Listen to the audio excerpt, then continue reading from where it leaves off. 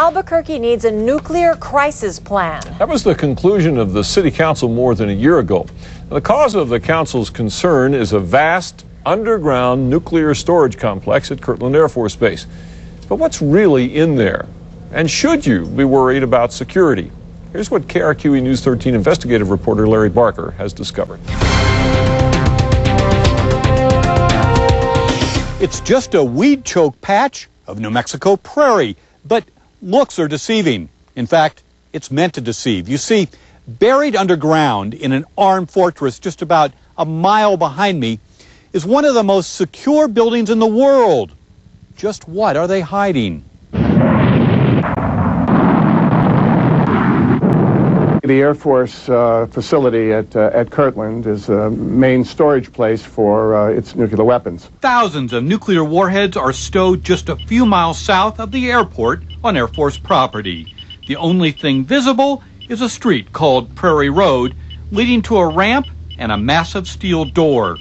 Hidden underground is a top-secret warehouse big enough to enclose 6 football fields. It's kummsc, the Kirtland Underground Munition Storage Complex, one of the largest repositories for nuclear weapons in the U.S. There are more warheads stored here than all of those in China, France, India, Israel, Pakistan, and Great Britain combined. Stan Norris is a defense specialist. We spoke with him via satellite from his office in the nation's capital. They're probably between, maybe 1,500 and possibly as many as 2,000, but probably closer to 1,500 weapons there today. Ever since the first atom bomb was developed in Los Alamos, nuclear warheads have been guarded in New Mexico.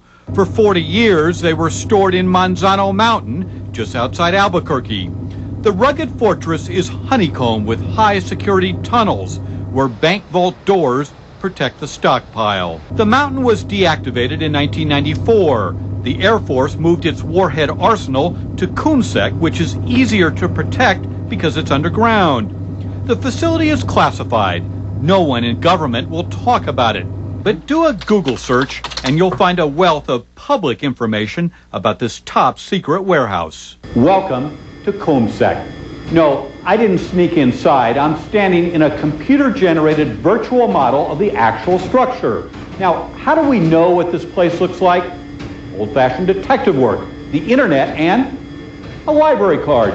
You see, on page 10 of this library book is the floor plan to one of the most secure fortresses in the world. Nuclear warheads are transported on specially outfitted trucks protected by armed guards.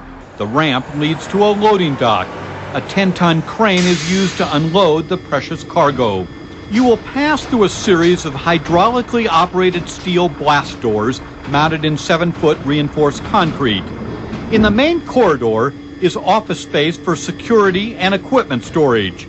At the end of the corridor are 2 identical weapon storage vaults called A and B. You enter the vault through another blast door. On your left is Maintenance Bay A. It's concrete-lined and blast-proof. It's where the nuclear warheads are routinely serviced. Pass through another security door, and you're in one of the 2 main storage vaults. This is the heart of kummsc. The nearly 2,000 nuclear warheads are housed in 56 individual storage cubicles. Each one is bigger than a typical Albuquerque house. Here in Vault A, there are 28 missile compartments which are specially designed for safety and security. At the end of the corridor is an emergency escape tunnel. Best guess, what goes on inside that facility? Well, specially trained people are maintaining the weapons in a secure manner, putting them into locked vaults, receiving them from air cargo planes. If weapons are needed at some other base, they come out of the vault and go back on a plane and are transported elsewhere. Dr. Gordon Prather is a former nuclear weapons physicist. When they're sitting in storage, is there anything that you have to do to maintain them, or do they just sit there until you need them? Basically, they just sit there, and that's because that was the design philosophy that we worked for all those years in the 50s and the 60s. The idea was to have what was called a wooden bomb. It was something that you put on the shelf and you never had to worry about. Among the inventory, the Minuteman, each warhead 100 times more powerful than the bomb dropped on Hiroshima.